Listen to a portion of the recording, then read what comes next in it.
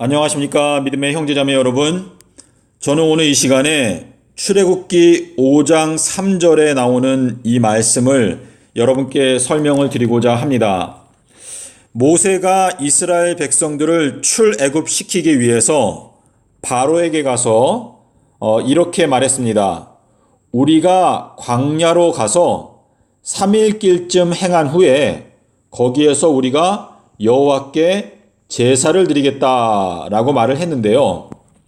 자, 이 내용이 예언적인 의미를 가지고 있습니다. 자, 이 광야라고 하는 것은 히브리어로 미드바르입니다.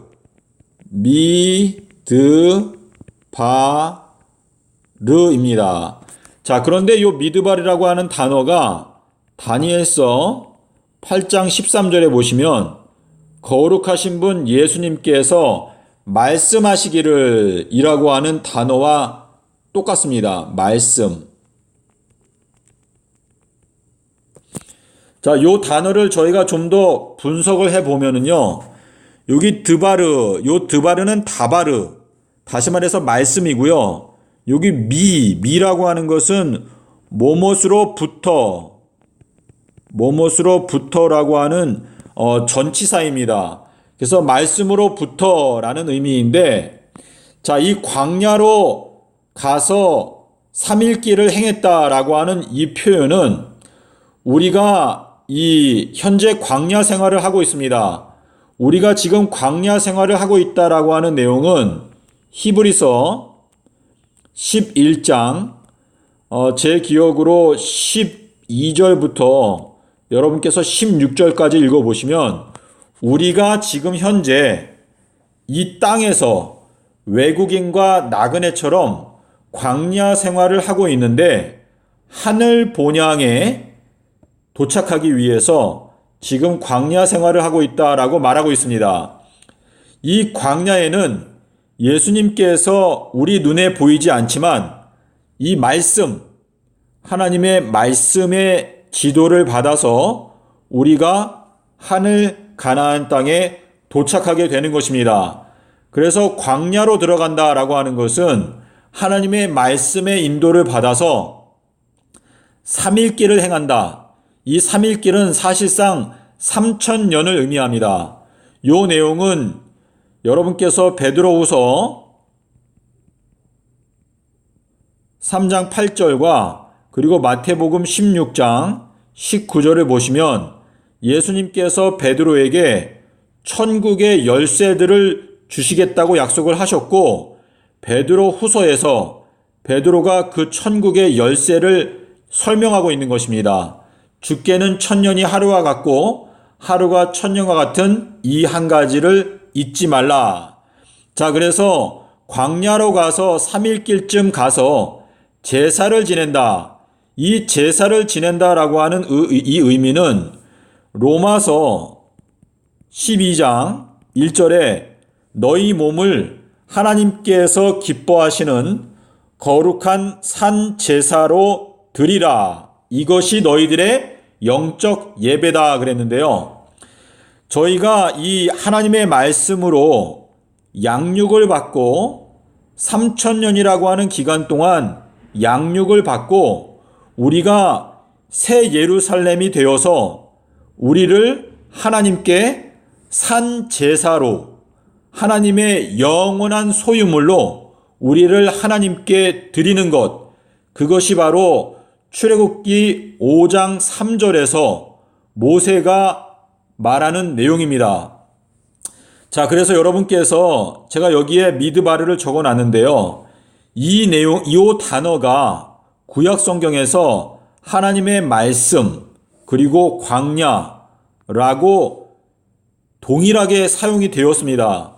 자, 이 내용은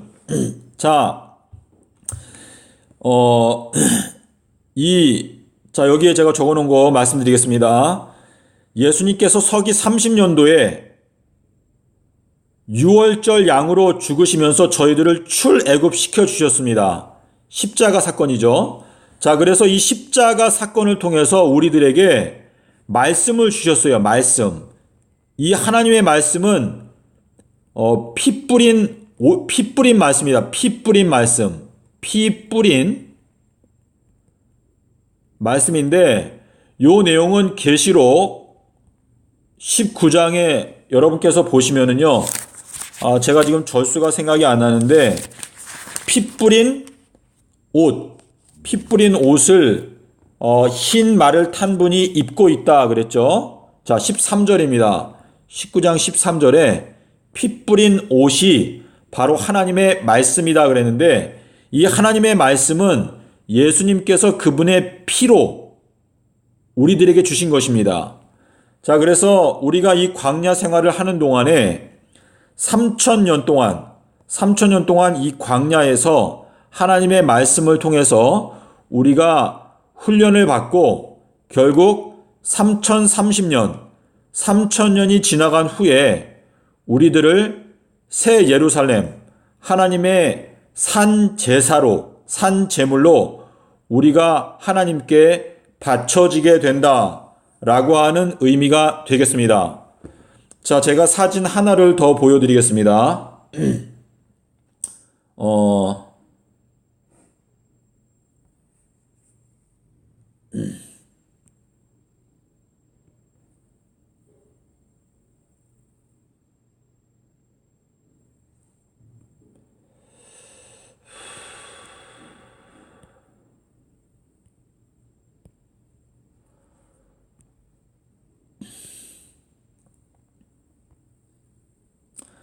자, 여러분 여기에 보시면은요. 시대의 표적은 요나의 표적인데요. 자, 여기 마태복음 16장 3절 4절을 여러분께서 곰곰이 읽어보시기를 바랍니다. 제가 최근에 신천지 신도들을 여러 번 만나서 제가 성경에 대해서 대화를 나눴는데 이 신천지 분들은 계시록에 대해서 굉장히 큰 자부심을 가지고 있습니다. 그래서 저한테 이 마태복음 16장을 보여주면서 너희가 날씨는 분별할 줄 알면서 시대의 표적은 분별할 수 없느냐? 라는 말씀을 저한테 보여주면서 계시록을 깨달아야 우리가 이 시대의 표적을 분별할 수 있다라고 저한테 주장을 하셨습니다. 그래서 제가 그 다음 구절에 요나의 표적 밖에는 보여줄 표적이 없느니라 라고 말씀하신 요 내용을 제가 신천지 신도에게 보여주면서 이 시대의 표적을 분별하기 위해서는 반드시 요나의 표적을 연구하고 깨달아 알아야 한다고 제가 말씀을 드렸습니다. 자, 요나의 표적은 요나가 물고기 뱃속에서 삼낮 삼밤 있었던 것처럼 인자 예수님께서도 삼낮 삼밤 땅속에서 계셨다라고 하는 요것이 바로 이 시대에 하나님께서 주시는 유일한 표적입니다. 유일한 표적. 다른 표적은 주시지 않습니다. 요나의 표적만 주십니다. 그래서 이 신천지 신도분들이 예수님께서 땅속에서 삼낮 삼밤 계셨다고 하는 내용은 잘 알지 못합니다. 요 내용을 신천지 신도들이 깨닫게 되면 굉장히 큰 축복을 받게 될 것입니다. 자, 시대의 표적은 요나의 표적 외에는 다른 표적을 주지 않는다.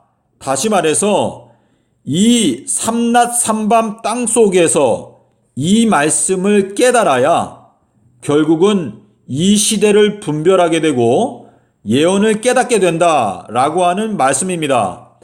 이 예수님께서 수요일에 십자가에서 죽으시고 그리고 목금토 3일 밤낮 땅속에 계시고 일요일에 부활하신 이 진리를 여러분께서 깨달아야 이 시대를 분별할 수 있고 결국은 예수님께서 2030년에 4월 18일에 재림하신다는 것을 깨닫게 됩니다.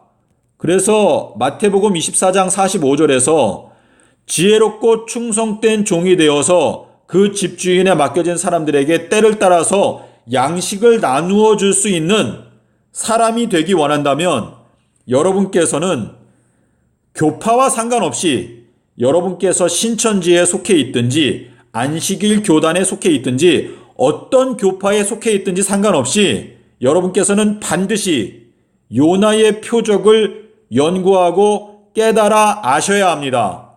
이 요나의 표적이 이 시대에 하나님께서 주시는 유일한 표적이기 때문에 이것을 알아야 계시록과 다니엘서를 깨닫고 예언을 이해할 수 있습니다.